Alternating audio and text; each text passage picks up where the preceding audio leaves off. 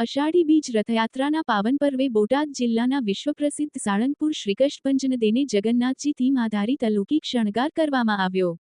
વિશ્વપ્રસિદ્ધ યાત્રાધામ સાળંગપુર સ્થિત શ્રીકૃષ્ણભંજનદેવ હનુમાનજી મંદિર ખાતે પરમ પૂજ્ય શાસ્ત્રી સ્વામી હરિપ્રકાશદાસજી અથાણાવાળાની પ્રેરણાથી 16 જુલાઈ 2026ને ગુરુવારના રોજ પવિત્ર અષાઢી બીજ અને જગન્નાથજીની રથયાત્રાના પાવન અવસરે શ્રીકૃષ્ણભંજનદેવને રથયાત્રાની થીમ પર આધારિત અદ્ભુત અને દિવ્ય શણગાર કરી શણગાર આરતી પૂજારી સ્વામી દ્વારા કરવામાં આવી હતી।